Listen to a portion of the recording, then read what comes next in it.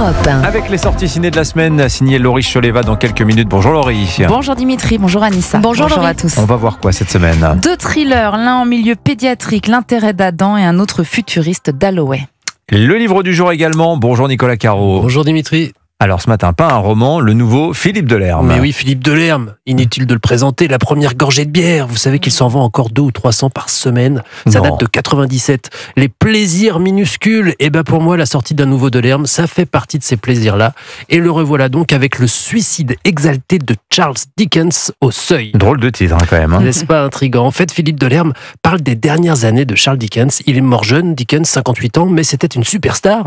Et un jour, il a décidé de faire des tournées de lecture public dans tout le Royaume-Uni, mais aussi aux États-Unis. Ses romans, lus par lui-même, et ce fut un triomphe pendant plusieurs années. La foule riait en écoutant les aventures de Pickwick, s'émouvait à celle d'Oliver Twist, et Dickens réalise un rêve déçu, celui d'être comédien. Et il est très très bon, paraît-il, parce que c'était au 19e, on n'a aucun enregistrement. Quel dommage. Et Philippe Delerme se demande bien ce que ça donnerait, mais peut-être serait-on un peu déconcerté, on ne s'exprimait pas sur scène à l'époque de la même façon qu'aujourd'hui. C'est que, bien entendu, tout en évoquant ces tournées dickensiennes, Philippe Delerme fait sans arrêt des pas de côté pour parler de la vie de Dickens ou du contexte ou d'autres considérations sur la littérature ou la vie. Et alors, j'imagine qu'il parle du Londres de l'époque. Absolument, on n'imagine pas à quel point c'était l'enfer dans certains quartiers, ou plutôt on imagine grâce à Dickens, à l'ambiance qu'il décrit. D'ailleurs, on dit c'est du Dickens quand on veut décrire la misère, mais on dit aussi une auberge à la Dickens quand on souligne la bonne ambiance d'une auberge après un voyage. Philippe Delerme retrace la vie de l'auteur, il raconte ses parents, ni vraiment pauvres, ni riches, ni très aimants, ni maltraitants non plus. Il dit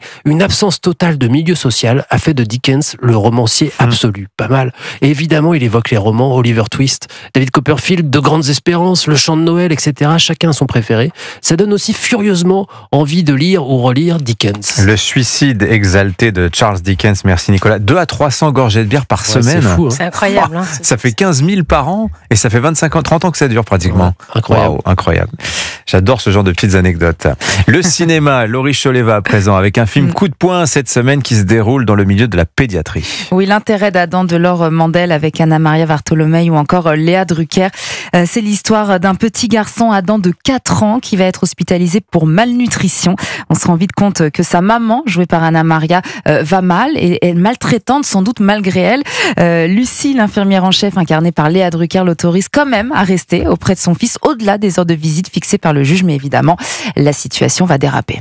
Une mère isolée, elle est en perte totale de confiance. Si on l'aide pas, qui le fera? Je me bats tous les jours, seule, depuis qu'il est né sans rien demander à personne. Elle est dangereuse pour cet enfant. Elle est en panique. C'est pas notre problème. Si, c'est notre problème, justement. C'est vraiment un film poignant, construit comme un thriller, mais qui montre aussi la réalité des services pédiatriques dans les hôpitaux publics, qui est aussi le reflet du difficile métier d'infirmière. Cette infirmière qui fait ce qu'elle peut, mais elle n'a pas le pouvoir. Et elle va quand même tout tenter dans l'intérêt d'Adam, comme le titre l'indique, pour maintenir le lien entre l'enfant et sa mère. Ça donne un face-à-face entre 2 grandes actrices qui va forcément vous tirer un peu les larmes. Dans les salles aussi cette semaine, un thriller futuriste. Et paranoïaque, c'est Dalloway, le nouveau film de Yann Gozlan, à qui l'on doit notamment Boîte Noire avec Pierre Ninet. Adapté du roman de Tatiana de René, Les Fleurs de l'ombre. Alors, Cécile de France incarne Clarissa, une romancière en mal d'inspiration qui vit dans une résidence d'artistes futuristes et qui cohabite avec une assistante virtuelle, Dalloway, qui va devenir de plus en plus envahissante. C'est la dernière fois que tu as vu Lucas? Pourquoi tu veux savoir ça? Dalloway, je suis filmée en ce moment? Non, Clarissa. Maman, c'est important que tu prennes tes médicaments. Pourquoi tu me mens, Clarissa? Je le sens à ta voix. Ah ouais, ChatGPT quoi. Ouais, c'est ça.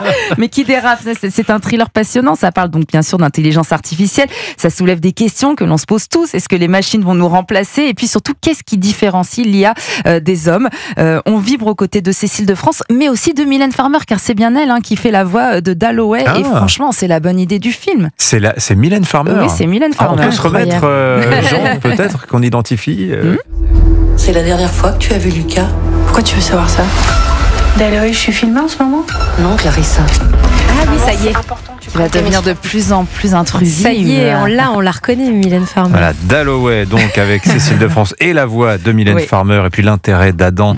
Voilà pour les sorties ciné. Robert Redford, un petit mot quand même, Laurie, il en sera question dans Clap cette semaine, sur ce week-end sur Europe 1, ce samedi 18h. Bien sûr, on va lui consacrer toute une partie spéciale. J'ai eu la chance de le rencontrer en 2019 quand il a eu son César d'honneur. Et franchement, quelle magnifique rencontre, quel homme incroyable. Il va nous manquer. Merci beaucoup Laurie, merci Nicolas.